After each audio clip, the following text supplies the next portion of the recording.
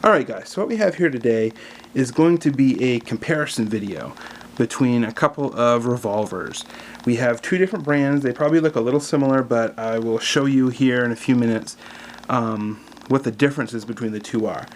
Now, I like both of these guns. I've had them both for a number of years, so I've been able to notice some differences between the two that I find it kind of interesting, and I thought you might too. So what we have are two 44 Magnums.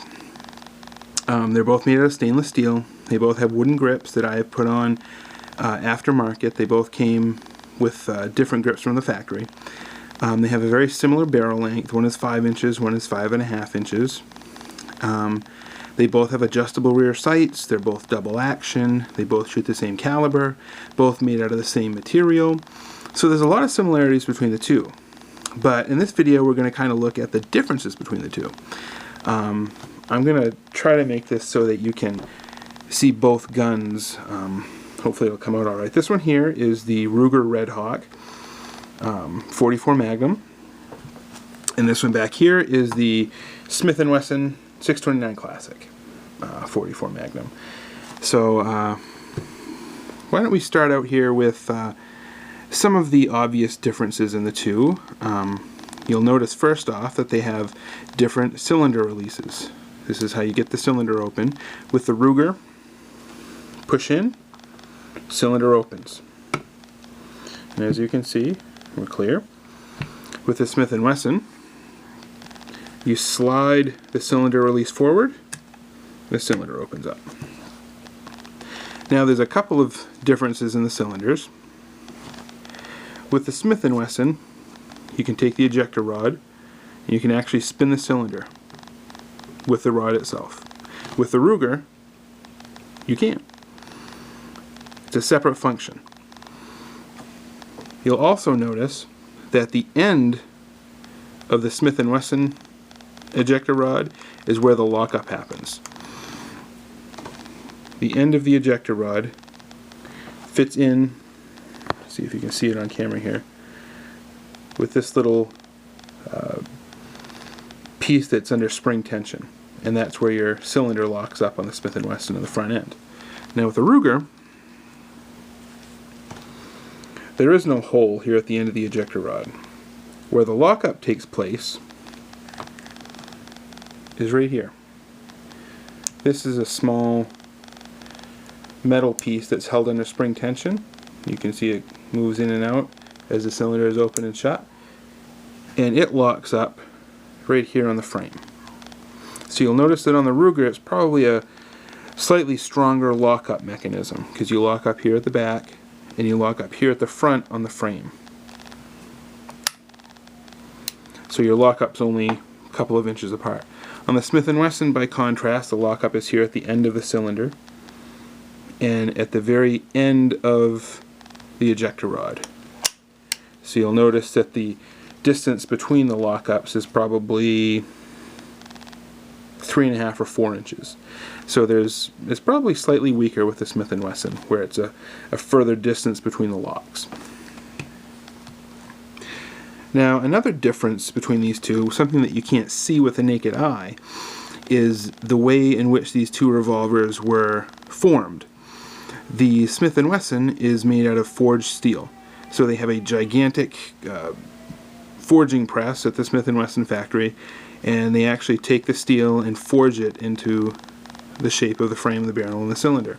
The Ruger, on the other hand, is a cast gun. They call it investment casting. So it's different than pot metal Chinese tools. It's a much better process, and so this is cast as opposed to forged.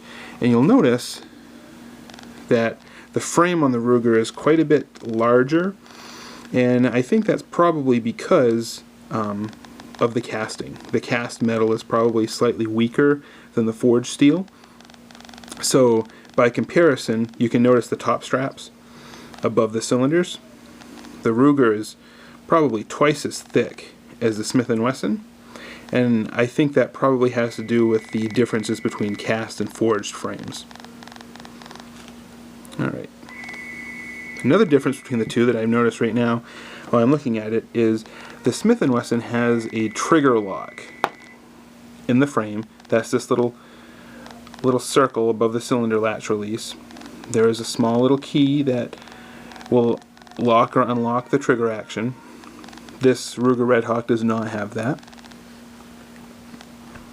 We'll turn it over to the other side here.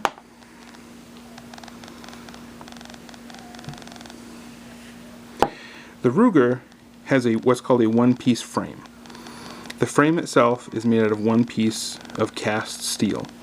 The Smith & Wesson has a removable side plate. You'll see there are 2 screws here, and there's 1 screw under the frame. You take those 3 screws out, and the side plate will pop off, and you can access the hammer, the trigger, and all the mechanisms and the springs. With the Ruger, all you do is push out this small piece of steel here, and the trigger mechanism will come out, and the hammer mechanism will come out, and you can access it that way. So that may be a slight plus for the Ruger as far as strength. It has a solid frame. Now, on the plus side for the Smith & Wesson is the trigger is significantly better and smoother, lighter and smoother with the Smith & Wesson than it is with the Ruger. And this has to do with the fact that they use a leaf spring for the mainspring, and they use separate springs for the trigger, the hammer, and the action. With a Ruger, they use a single coil spring to do the hammer and the trigger.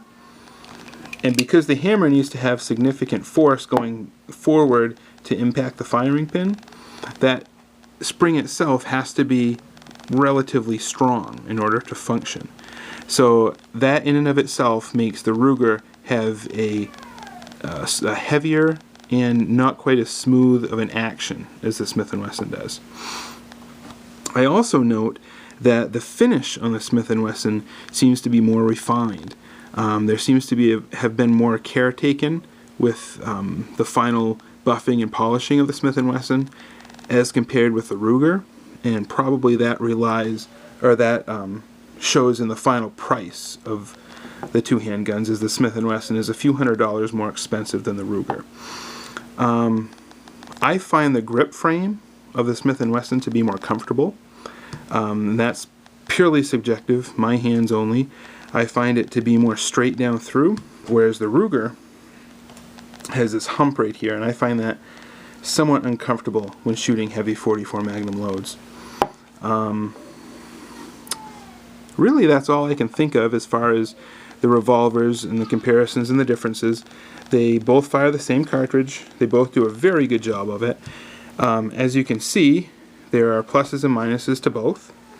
There are differences in the way that they're manufactured, and I guess what it all boils down to is I prefer the Smith & Wesson. I also own the Ruger. I like them both. If I could only have one, I'd choose the Smith. It may not be quite as strong, but the finish is better, the action is better, and I think there was a little more care taken in the final polishing and assembly. So take that for what it is. You can choose whichever you want. I like them both. I don't think you can go wrong either way. Alright, thanks.